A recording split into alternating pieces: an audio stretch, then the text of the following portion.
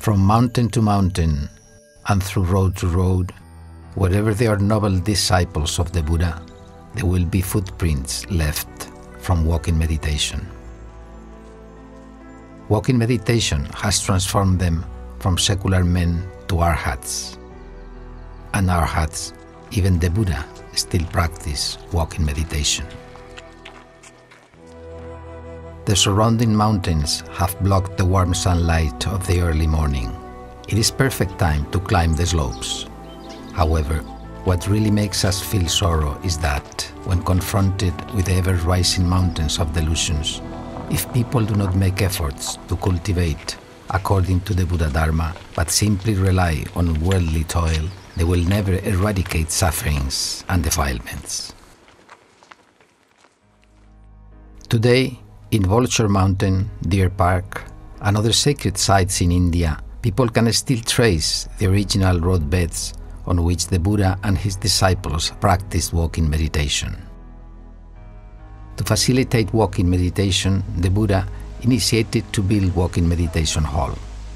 Moreover, for the aging, sick, emaciated, and feeble disciples, the Buddha allowed them to hold a string as a handrail. To prevent the hands from being worn, a protective liner could also be placed over the rope.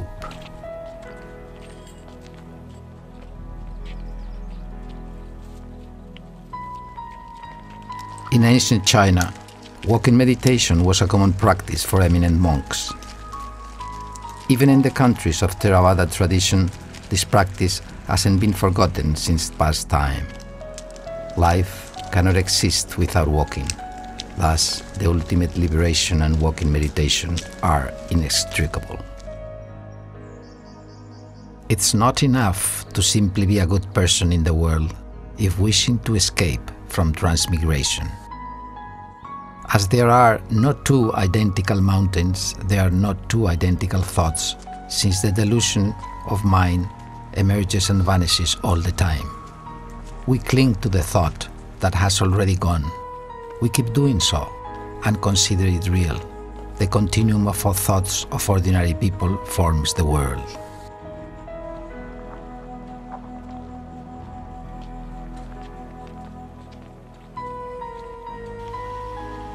Monks wandering the world on their 2 feet, abiding by the edification of the Buddha. A backpack of approximate 15 kilograms and a monk's staff are the entire possessions of a wandering monk. If accepting any offerings which are not necessary, it would hinder the wandering rather than help. Cultivation should be undertaken instantly to eradicate delusions. Therefore, it is not to cultivate in the life, but cultivation itself is life. The time of taking a break is a bit more than usual when crawling up a hill.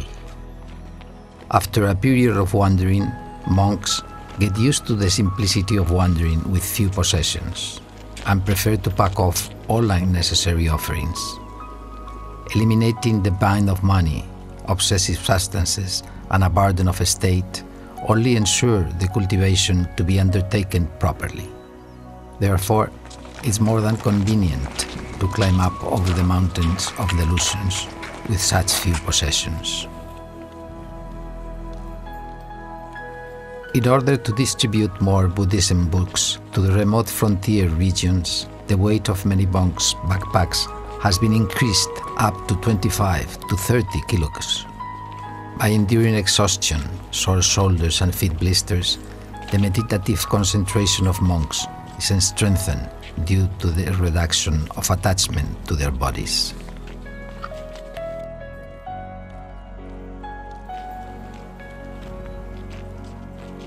The cultivation of eradicating delusions will simplify the lives. The simplicity repeats itself day after day, as if walking back and forth on a winding road up a mountain, which looks repetitive, but its height is gradually increasing.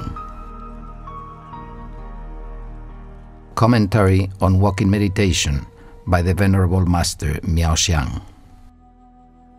'Tis the beginning to gaze at a distance of a lying cow, with eyes down and a calm expression without seeking external conditions. Slowly adjust the breath and restrain the six senses. Enter into a state of mindfulness. With a natural swaying of arms and hands, content and detached is the mind. Lightly walk as stepping on soft cloud, whence compassion arises from the heart. Slowly and leisurely, like the coming of a gentle breeze. Plant feet steadily, without tiptoes up, to keep the mind calm and balanced. Scorching sunshine and disturbing wind, rain and snow strengthen the Dharma concentration. Distinguish not stones, pits, dirt or water, but walk ahead with a mind straight and sound.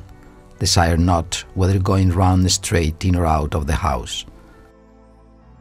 Practice monthly, daily, hourly and minutely, always to bring forth the merits.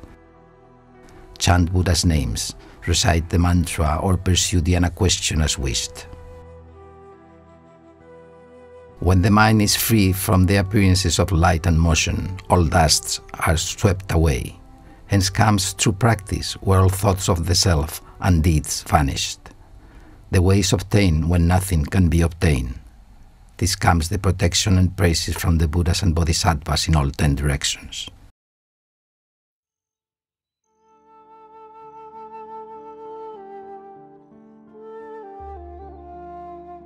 Meditating by walking in the mountains and being protected by the peace and tranquility everywhere, surrounding landscapes always edify people to be diligent.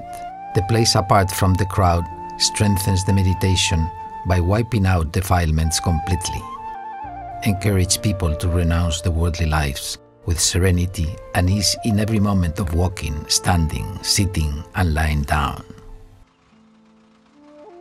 Since no fetters suppress the mind, the hope of liberation becomes increasingly clear, and the arrogance has no chance to gain a foothold. Monks will set off right after the summer retreat and wander in the wild, without attachment to anyone or anything, just like flying birds which carry nothing but themselves. They don't cling to any trees where they have perched, or any marshes or ponds where they have foraged for food. They form no attachment or thoughts of owning, but believing that this is my tree or my pond. They will carry nothing away but their wings.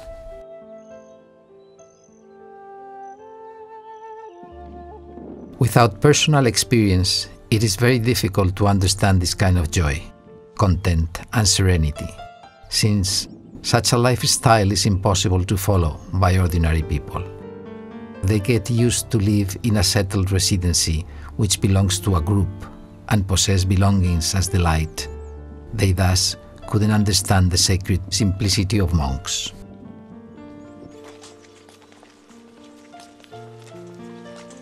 The life of a monk is marked by his simplicity and purity.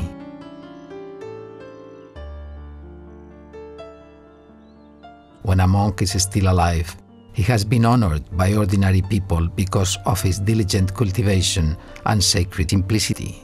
When he is dead, he will also be esteemed and praised by both human and celestial beings because his mind is already apart, far from everything in the world. Nothing is left but necessities for a bhikkhu.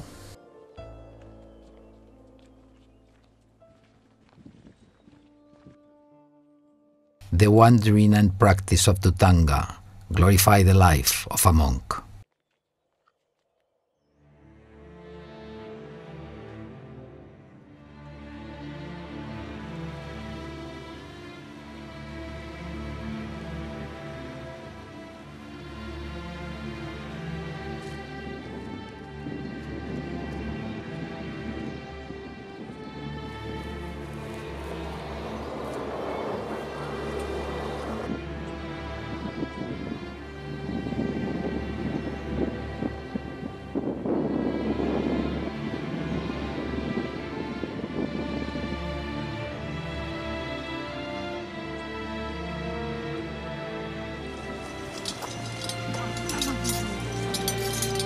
走到上面就好走了。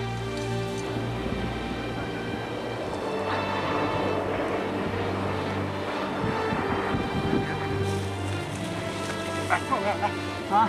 来，可以，我自己上一下子的吧？不行，你这我把着，我招你啊！不是你别走，你这我走不了了，我这么爬到上去得了。什么爬？当然走。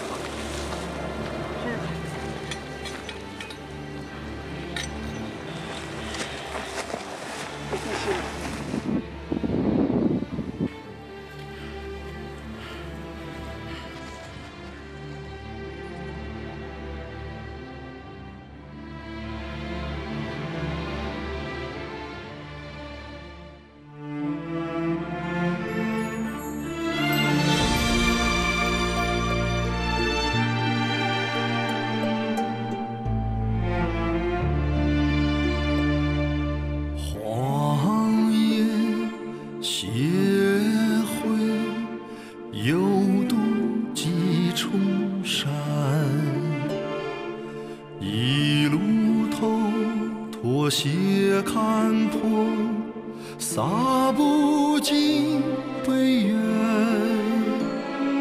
星月永驻树草丛，芥末花无声。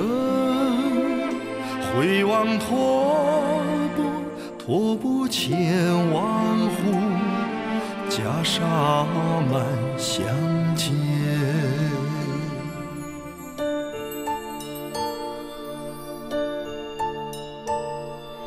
古道沧桑，年来沉浮千般语。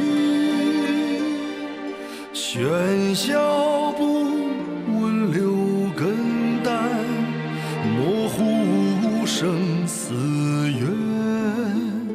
关山万里，旧林在尘寰，任凭风雨寒。你把足迹写在大地上，传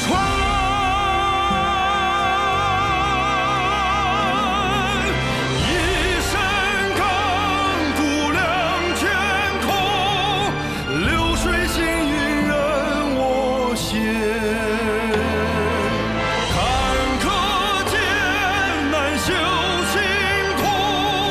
流水行云任我行，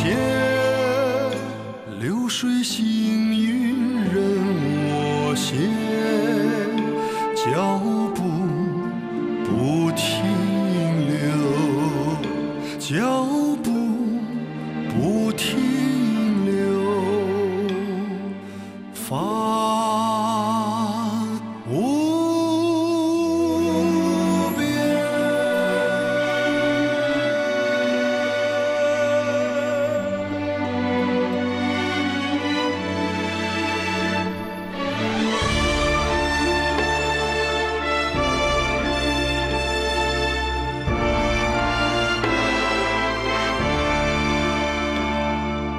古道沧桑，年来沉浮千般语。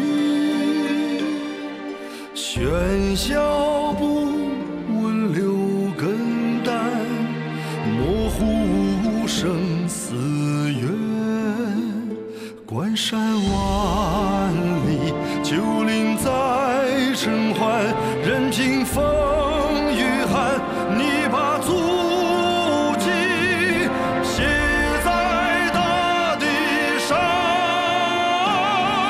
传